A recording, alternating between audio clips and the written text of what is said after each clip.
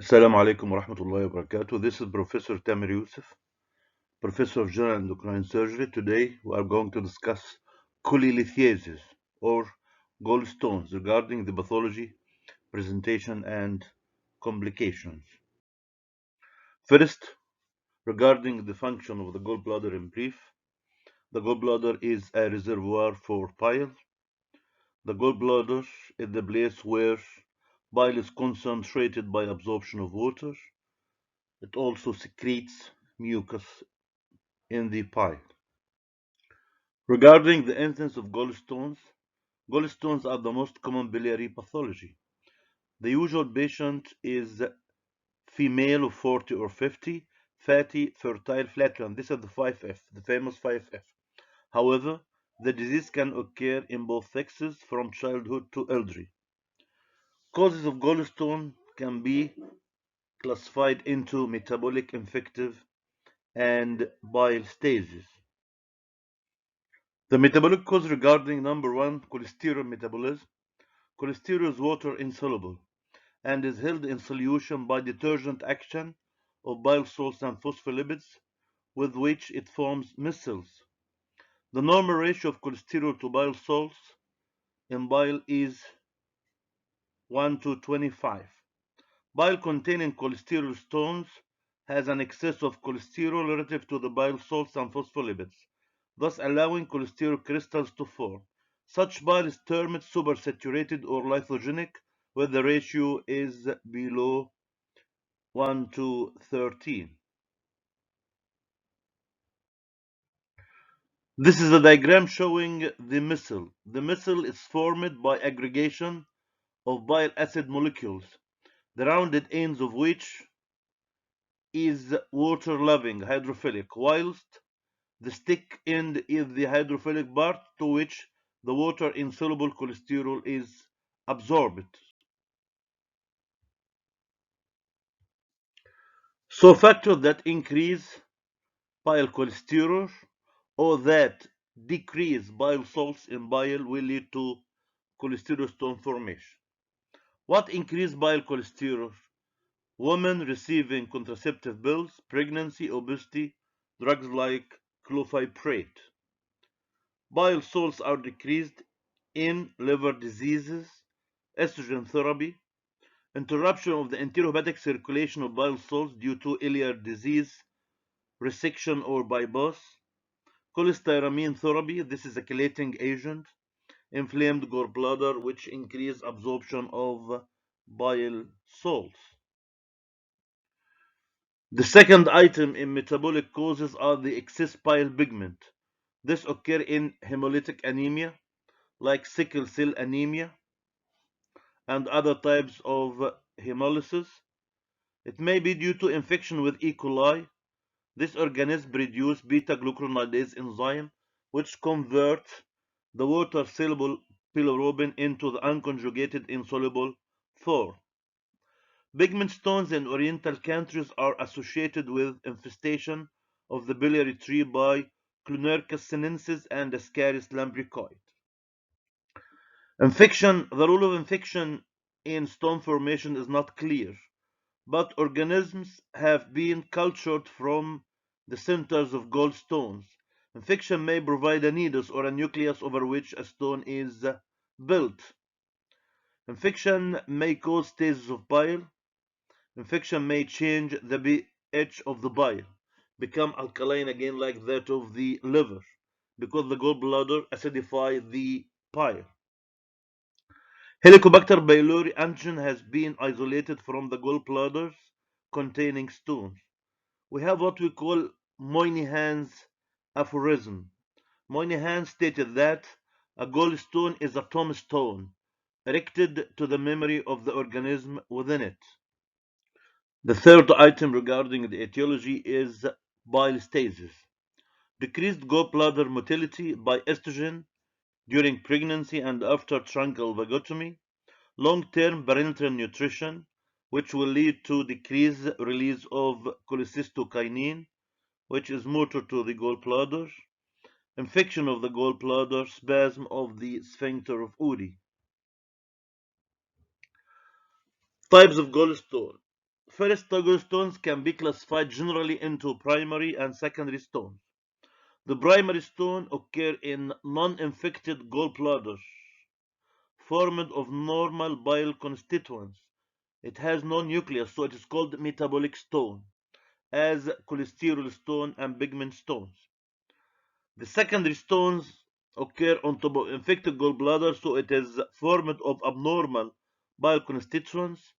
It has a nucleus which may be debris, bust cells, the organism itself, or it is built over a primary metabolic stone. The example is the mixed stone. So, gallbladder stones may be cholesterol stones, pigment stones, or mixed stones. Cholesterol stones consist mainly of cholesterol and it is often solitary, so sometimes named cholesterol solitaire. This diagram shows the difference between different types of stones. So the cholesterol stone, the incidence of which is from 10 to 15%, single, large, about 2 centimeters, rounded or oval, mammillated surface, whitish or pale yellow in color, hard in consistency. The cut section show radiation with no mammilla nor nucleus. It is composed of cholesterol crystals. It is radiolucent. The pigment stone is from 8 to 10%, multiple, small, irregular shape, smooth surface, dark or black in color, soft in consistency. The cut section is amorphous, no laminae nor nucleus. It is composed of pure pigment, pure pile pigment with variable amount of calcium content. It is radiolucent, but may be radio-opaque according to the calcium content. The mixed stone, this is the most common stone, ranging from 80 to 90% of the stones. It occurs multiple in groups. It is small, hexagonal, faceted, has a smooth surface. The color varies differently from brown to gray, hard in consistency. It has a concentric lamination, so it has a nucleus surrounded by layers of cholesterol, bile pigments, calcium bicarbonate, carbonate, and phosphate. It has the characteristic signaturing appearance and again occur in groups. This diagram shows the different types of gallstones. The clinical syndromes of gallstone disease include: number one, asymptomatic or silent stones, and this is account up to 80 to 90% of cases. The symptomatic gallstone disease may manifest with chronic cholecystitis, acute biliary colic, acute cholecystitis, jaundice, cholangitis, septicemia, acute gallstone pancreatitis, biliary fistulous disease, and gallstone ileus. Regarding the effects and complication of gallstone, it has effects on the gallbladder itself, in the bile ducts, and in the intestine. In the gallbladder, it may be silent or asymptomatic stone, infection which may lead to acute or chronic cholecystitis, migration leading to biliary colic, perforation which may be acute, subacute, and chronic. The acute perforation is sudden perforation with boring of the bile content into the genitourinary cavity leading to acute biliary peritonitis. In the acute perforation, there is no time for the greater omentum or policeman of the abdomen to seal the perforation, so the perforation will affect the whole peritoneal cavity. Whereas in the subacute one, there is a time for the greater omentum to seal the area of perforation. So perforation will occur into the greater omentum, leading to the formation of a localized abscess. This is more better than the acute one. In the chronic perforation, there is a chronic process going on. destruction, and healing, and this will lead to fistula formation. When the gallbladder perforates, it perforates into the neighboring structure, namely the duodenum and the transverse colon. Perforation into the duodenum is more common because it is a fixed retroperitoneal organ, whereas the transverse colon is mobile because it is hanging from the transverse mesocolon. Cystic duct obstruction lead to obstruction of the gallbladder, so the gallbladder will be distended. If it is distended with mucus, this is mucocele. But if it is distended with pus, this is called emphysema of the gallbladder. The old name is pyocele. Emphysema of the gallbladder is a surgical emergency. It necessitates urgent cholecystectomy. Carcinoma of the gallbladder. Some theorists say that long-standing gallstones may lead to metaplasia of the epithelium with subsequent dysplasia and carcinoma formation. In the bile ducts, imagine that a stone is impacted at the ampulla of water, so it will obstruct the common bile duct and the pancreatic duct, leading to, for the common bile duct, there will be calcular obstructive jaundice. Stages of bile will lead to cholangitis. For the pancreas, this may lead to acute pancreatitis. So, upon the bile ducts, we have obstructive jaundice, cholangitis, and acute pancreatitis.